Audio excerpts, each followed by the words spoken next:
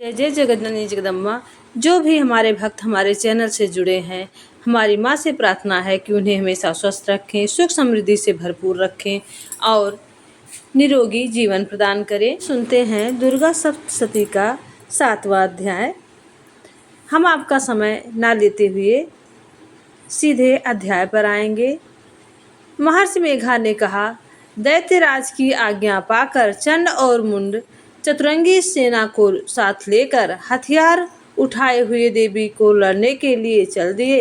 हिमालय पर्वत पर पहुंचकर उन्होंने मुस्कुराती हुई देवी को सिंह पर बैठी हुई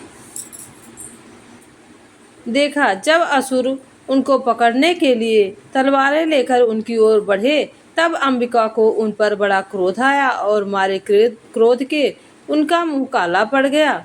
उनकी भुक्तियां तन गई और उनके ललाट में से अत्यंत भयंकर तथा विस्तृत मुख वाली लाल आंखों वाली काली प्रकट हुई थी, जो अपने हाथों में तलवार और पास लिए हुई थी। वह विचित्र खड्ग धारण किए हुई थी।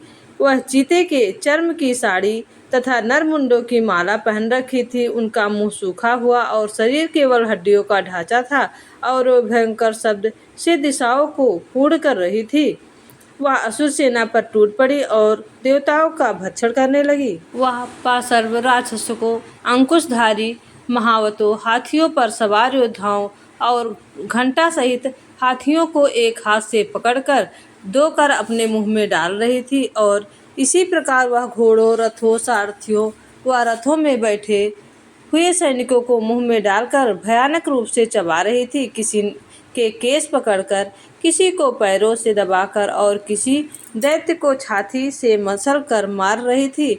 वह दैत्य के छोड़े हुए बड़े बड़े अस्त्र शस्त्रों को मुंह में पकड़कर और क्रोध में भरकर उसको दांतों में पीस रही थी। उनके कई बड़े बड़े असुर भक्षण कर डाले, कितनों को रौंद डाला और कितने ही उनकी मार के से भाग गए। कितनों को तलवार से मार डाला, कितनों को अपने दांतों से समाप्त कर दिया और इस प्रकार से देवी ने क्षण भर में संपूर्ण सेना को नष्ट कर डाला।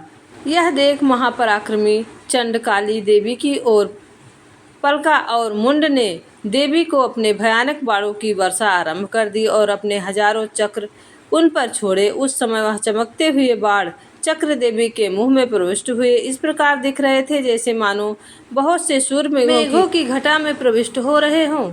इससे पश्चात भयंकर शब्द के साथ काली ने अत्यंत जोश में भरकर विकट अट्टहास किया। उनका भयंकर मुख देखा नहीं जा रहा था। उनके मुख से श्वेत दांतों की पंक्तियां चमक रही थी।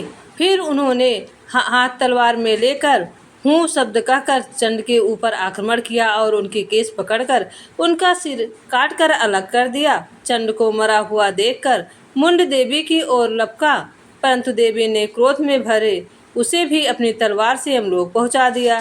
चंड और मुंड को मरा हुआ देखकर उसकी बची हुई सेना वहां से भाग गई। इसके पश्चात काली चंड और मुंड के कटे हुए सिरों को लेकर चंडिका के पास गई और प्रचंड अट्टहास के साथ कहने लगी, हे देवी, चंड और मुंड दो महादैत्यों को मारकर तुमने भेंट कर दिया है।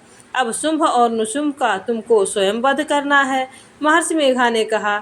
वहां लाए हुए चंड और मुंड के सिरों को देखकर कल्याणी चंडी ने काली से मधुर वाणी में कहा, हे देवी, तुम चूंकि चंड और मुंड को मेरे पास लेकर आई हो, अतः संसार तुम्हें चामुंडा के नाम से और इस संसार में चामुंडा के नाम से तुम्हारी ख्याति होगी। इस तरह शुंभ और निशुंभ का वध माँ चामुंडा काली ने किया। यहाँ समाप्त होता है 7वां अध्याय। 8वां अध्याय हम आपके लिए फिर लेकर आएंगे। तब तक माँ चामुंडा काली, माँ जननी की कृपा आप सभी पर बनी रहे। आप सभी स्वस्थ रहें और हंसते मुस्कुराते रहें और भक्ति रस का रसपान करते रहें। जय जय माँ काली की जय। जय काल रात्रि माता की जय।